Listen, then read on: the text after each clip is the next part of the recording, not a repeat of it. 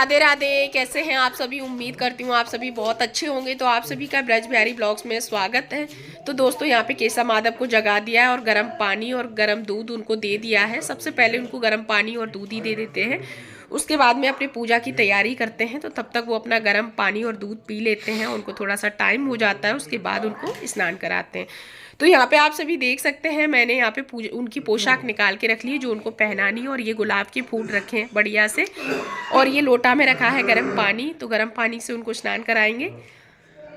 और बाकी ये पूजा के बर्तन अच्छे से धुल लिए हैं, पोंछ करके बढ़िया से रख लिए हैं। तो पीताम्बरी से बर्तन धुलने के बाद एकदम से चमक जाते हैं, आप सभी देख सकते हैं। तो ये रहा हमारा पूरा पूजा का मंदिर। और जो पूजा के मंदिर पे ये कपड़े रखे हैं ना, ये भगवान जी के धुले हुए रखे हैं, सूखे हुए। तो इनको मुझे अभी सेट करके रखना है, तो पहले पूजा कर लेती हूँ, उसके बाद इन्हें सेट करके रखूंगी। तो यहाँ पे मैंने लड्डू गोपाल जी को पात्र में बिठा लिया है और स्वास्तिक बना लिया है, तुलसी दल डाल के। उनको करा देते हैं फटाफट से स्नान, क्योंकि बहुत ही ज़्यादा सर्दी है, तो ज़्यादा टाइम नहीं लगाएंगे। उनको मैंने गर्म पानी से स्नान करा दिया और तुरंत से उनको तौलिया में ले लिया है, देख सकते हैं आप। तो दोनों लोगों को अच्छे से पोंछ दूंगी जिससे पानी ना रहे, और बढ़िया से उनको तैयार कर देते हैं। कैसे लग रहे हैं आप सभी बताइएगा ज़रूर।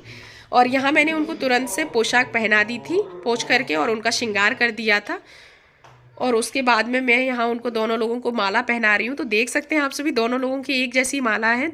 ज़्यादातर उन दोनों की पोशाक भी एक जैसी रहती हैं, श्रृंगार भी एक जैसा ही रहता है, और एक जैसी ही चीज़ें दोनों लोगों के लिए लाते हैं, क्योंकि दोनों लोग ही जुड़वा हैं, आप सभी देख सकते हैं। तो यहाँ मैंने उनको पोशाक पहना दी, उनका श्रृंगार कर दिया, और यहाँ उनको टोपा लगा देती हूँ। और उनको बाल नहीं लगाती हूँ, क्योंकि बहुत ही ज़्यादा सर्दी है, तो टोपा उनको अच्छे से आ जाता है। तो यहाँ मैंने उनको तैयार करने के बाद उनको ये बाँसुरी दे दी है दोनों लोगों को। तो बांसुरी भी दोनों की एक ही जैसी है, देखिए। तो ज़्यादातर मैं दोनों लोगों के लिए एक ही जैसी चीज़ें लाती हूँ। यहाँ मैं फूल चढ़ा रही थी, तो पहले मैंने सामने को मुख करके चढ़ाया था। तो यहाँ पे मैंने जब से प्रदीप मिश्रा जी को सुना है कि पुष्प का मुख हमेशा भगवान जी के सामने ही रखना चाहिए, तब से मैं ऐसे ही पुष्प चढ़ाती हूँ। नहीं तो पहले मैं ऐसे ही चढ़ा देती थी कि डंडी उनकी साइड कर देती थी और फूल का मुख अपनी साइड कर लेती। तो फूल हमेशा भगवान जी की साइड ही मुख करके चढ़ाना चाहिए। तो यहाँ मैंने कछुआ आज धुला था बढ़िया से, तो साफ हो गया था, देख सकते हैं। तो वहाँ मैंने प्लेट में सेट करके रख दिया, और दूसरा जो कछुआ है उसको इस प्लेट में रख दिया। तो मैं दोनों कछुआ पूजा के मंदिर में ही रखती हूँ हमेशा से। और यहाँ शंकर भगवान जी को स्नान करा दिया था, तो उसके बाद उनको ये चंदन का लगा रहे हैं टीका। तो शंकर भगवान जी को हमेशा चंदन का ही टीका लगाना चाहिए, रोली का नहीं लगाना चाहिए।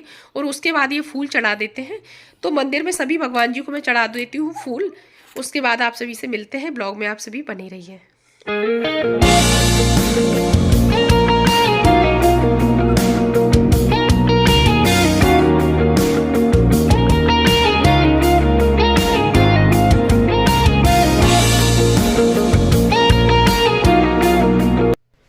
तो यहाँ मैंने आरती कर ली है, भगवान जी को भी आरती दे दी। आप सभी भी आरती ले लीजिए, सुबह सुबह की आरती है।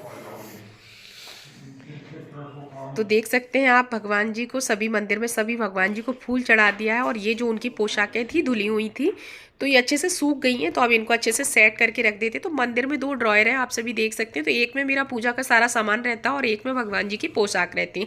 जब गर्मी होती है ना, तो गर्मी की पोशाक रख देते हैं, और सर्दी होती हैं तो सर्दियों की पोशाकें रख देते हैं। तो अभी गर्मी की हटा दी हैं, अभी सर्दियों की इसमें सारी पोशाकें हैं, तो आसानी से मिल जाती हैं। जब भगवान जी को स्नान कराते हैं तो जल्दी से अच्छे से इसी में से निकाल लेते हैं। तो ये देख सकते हैं आप, 2 ड्रॉयर हैं। बाकी आप पूरा मंदिर पूजा का देख सकते हैं। तो अब इसके बाद में बनाएंगे भोग। तो आज मकर संक्रांति है, तो आप सभी को मकर संक्रांति की ढेरों शुभकामनाएं। लड्डू गोपाल जी की सब पे आशीर्वाद और कृपा बनी रहे, सभी के जीवन में ढेर सारी खुशियां आए। तो यहाँ पे मैं सबसे पहले तिल और गजक ले आई थी, क्योंकि आज तिल का विशेष महत्व था। तो सबसे पहले मैंने उनको भोग यही लगाया था। तिलकुटियाँ हैं और इसमें गजक है, तो ये उनको सुबह सुबह का भोग लगा दिया है। उसके बाद में ये मखाने और दाने भूजे थे, तो मैं ये भोग दे रही हूँ उनको सुबह का। तो जो भी मेरे यहाँ भोग में बनता है, तो सबसे पहले उनका ही भोग निकालते हैं। तो ये चीज़ अब आदत में हो गई। और यहाँ पे आप सभी देख सकते हैं, ये मैंने खिचड़ी और तिलकुटियाँ रख ली हैं दान करने के लिए। तो ये मैं पूजा के मंदिर में रख दी। अभी इसमें मैं कुछ दक्षिणा भी रखूँगी, तो इसको मैं दान कर दूँगी, किसी कन्या को कर दूँगी, या कोई ननद लगती हो उनको कर दूँगी। तो यहाँ मैं निकाल के रख लिया है मैंने। और यहाँ पे भगवान जी को भी नीचे भोग दे दिया है, देख सकते हैं आप, राधा कृष्ण जी को। तो मंदिर में मैं हमेशा 2 जगह भोग लगाती हूँ, आप सभी को बताऊंगी इसी ब्लॉग में।